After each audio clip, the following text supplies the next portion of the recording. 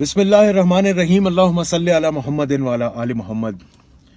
آج آپ لوگوں کے ساتھ ایک انتہائی انٹرسٹنگ بات، ایک گفتگو جو میں نے گزشتہ روز اپنے ایک دوست کے ساتھ کی، وہ آپ کے ساتھ شیئر کرنا چاہتا ہوں۔ میرا ایک دوست ہے جو کہ انگریز ہے، گورا ہے، فرنگی ہے، امریکن ہے، غیر مسلمان ہے۔ وہ امریکہ میں رہتا ہے میرے ساتھ۔ جب میں امریکہ میں پڑھا کرتا تھا تب وہ میرے ساتھ پڑھا کرتا تھا، اور میں نے اس کو کل فون کیا اس کی خیریت دریافت کرنے کے لیے، پتہ کرنے کے لیے کہ اس کی طبیعت کیسی ہے، کرونا وائرس کی وجہ سے کیا معاملات ہیں، حالات ہیں۔ اس گفتگو کے دوران اس نے ایک انتہائی انٹرسٹنگ بات میرے ساتھ شیئر کی، اور اس نے مجھے یہ کہا کہ میں آج کل تمہارے دین یعنی کہ میرے دین اسلام پہ ریسرچ کر رہا ہے۔ میں بڑا خوش ہوا اس کی یہ بات سن کے، اور گفتگو کے دوران اس نے مجھے حضور اقدس صلی اللہ علیہ وآلہ وسلم، حضرت محمد مصطفیٰ صلی اللہ علیہ وآلہ وسلم کی ذات اقدس کے بارے میں چند باتیں خود ہی بتائیں، جن میں سے ایک سب سے امپورٹنٹ یہ تھی کہ اس نے کہا کہ میں اور تو کچھ جانتا ہوں یا نہیں جانتا، مگر یہ ضرور جانتا ہوں کہ محمد مصطفیٰ، محمد عربی صلی اللہ علیہ وآلہ وسلم جو ہیں وہ دنیا کے صاف ترین انسانوں میں سے ایک تھے۔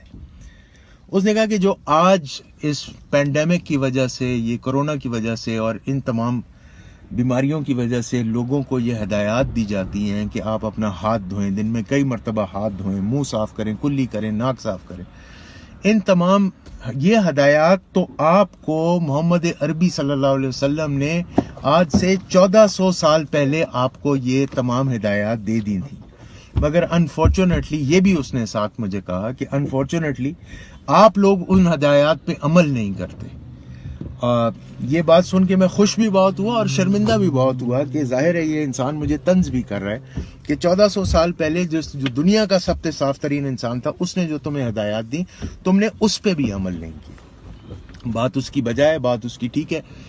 دیکھیے ہمارا دین اسلام جو ہے، اسلام آپ کو کہتا ہے کہ صفائی نصف ایمان ہے، آدھا دین آدھا مذہب جو ہے وہ صفائی ہے۔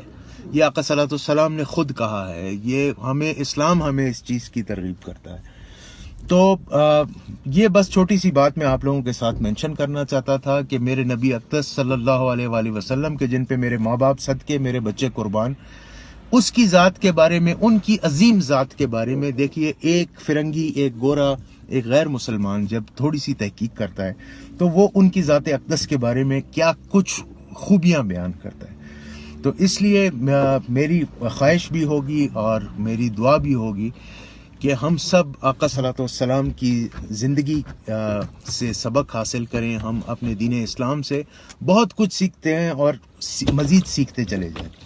اللہ تعالیٰ اس کے ساتھ ساتھ آپ سب کا، ہمارے اس وطن عزیز پاکستان کا حامی و ناصر ہو۔ اللہ تعالیٰ سب کو اپنے حفظ و امان میں رکھے اور تمام بیماریوں سے محفوظ رکھے۔ آمین۔ السلام علیکم۔